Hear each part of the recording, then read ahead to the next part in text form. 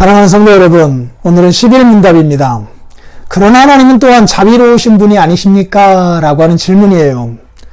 우리의 죄와 비참함에 대하여서 하나님께서는 이 세상에서 그리고 영원히 하나님의 의로운 심판의 기준을 따라서 형벌하시겠다라고 지난 시간에 말씀을 드렸어요. 그래서 요리문답은 이제 이렇게 질문합니다. 그러나 하나님은 자비로우신 분 아닙니까? 그러니까 어떤 죄들은 눈 감아 주시기도 하시지 않습니까? 육신의 부모인 우리가 우리의 자식들의 죄에 대하여 다 낱낱이 형벌하기보다는 어떤 것은 눈 감아 주듯이 또 성장할 때까지 기다려 주듯이 하나님께서도 우리를 향하여 그런 자비를 갖고 계시지 않습니까? 라는 질문이에요. 조금 헷갈릴 수 있는 질문이죠. 답은 이렇습니다. 하나님 참으로 자비로우신 분 맞습니다. 하나님 자비로우신 분이셔요. 그러나 의로우신 분이십니다. 자비 때문에 의를 굽히시거나 의 때문에 자비를 굽히시는 분이 아니셔요. 그런데 자신의 죄에 대하여서 하나님 앞에서 생각할 때에는 하나님의 자비를 생각하지 말랍니다. 하나님의 자비를 생각하지 말래요. 죄에 대하여서 대충 넘어가 주시는 하나님의 자비 없어요. 그건 하나님의 의에 어긋나기 때문입니다. 하나님의 의에 어긋나요. 그리하여 죄의 문제를 직접적으로, 그리스도 도움 없이 직접적으로 하나님 앞에서 죄 문제를 생각할 때 하나님의 자비 생각하지 말랍니다. 죄라고 하는 것은 모두 하나님의 지극히 높으신 엄위를 거슬러 짓는 것이래요.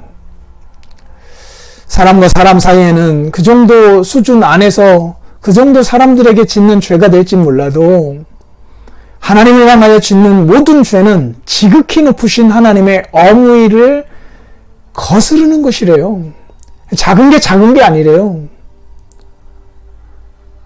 가장 커다란 나라, 예전에 그 중국 같은 나라요. 그 황제 앞에서 말 한마디 잘못하는 것이 이웃집 아저씨한테 말 한마디 잘못하는 거하고는 그 죄의 경중이 다르잖아요. 하물며 만왕의 양 되신 하나님 앞에서 지었던 말 한마디에 잘못한 죄, 생각 하나에 잘못한 죄, 행동 하나에 잘못한 것, 이건 큰 거예요.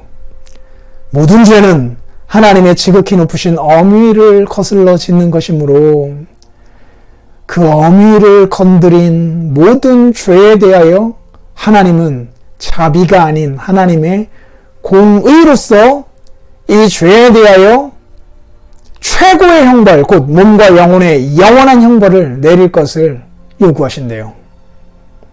다시 한번 기억합시다. 우리가 얼마나 큰 죄를 지었느냐, 작은 죄를 지었느냐, 그건 우리들 안에서의 문제예요. 하나님 앞에서는 큰 죄는 큰 죄이지만 작은 죄도 다 큰 죄예요. 하나님의 엄위를 거슬러 지은 죄이기 때문이에요. 그래서 그 모든 죄에 대하여 최고의 형벌, 곧 몸과 영혼의 영원한 형벌을 내릴 것을 하나님의 공의가 요구한대요. 그리고 하나님은 그것을 집행하신대요. 죄 앞에서 하나님의 자비를 논하지 말아요. 하나님의 심판하시는 의를 생각하래요. 단 하나의 굽힘 없이, 양보 없이 이 세상에서뿐만 아니라 영원한 세상에서도 우리의 몸뿐만 아니라 영원까지도 영원한 형벌을 내리시고야 마시는 하나님의 공의를 생각하래요. 그러면 정말 우리는 갈 데가 없어요. 숨을 데가 없어요. 피할 데가 없습니다. 하나님의 심판은 우리가 저 멀리 바다 끝에 간다 하더라도 따라올 거예요. 저 땅속 깊숙이 들어간다 하더라도 따라올 거예요. 하늘 위로 어디까지 올라갈 수 있겠어요? 하나님을 피하여서 갈 수 있는 데가 없어요. 둘 중에 하나입니다. 하나님의 영원한 심판을 그대로 맞이하거나 아니면 우리를 대신하여 이 심판을 맞으신 예수님을 붙들고 새롭게 시작하거나.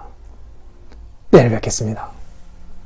한 번 더 말씀을 읽어드리고 내일 뵙도록 하겠습니다. 그러나 하나님은 또한 자비하신 분 아닙니까? 하나님은 참으로 자비하신 분이나 동시에 의로우신 분이십니다. 죄는 하나님의 지극히 높으신 어미를 거슬러 짓는 것이므로 하나님의 공의는 이 죄에 대해 최고의 형벌 곧 몸과 영혼의 영원한 형벌을 내릴 것을 요구합니다.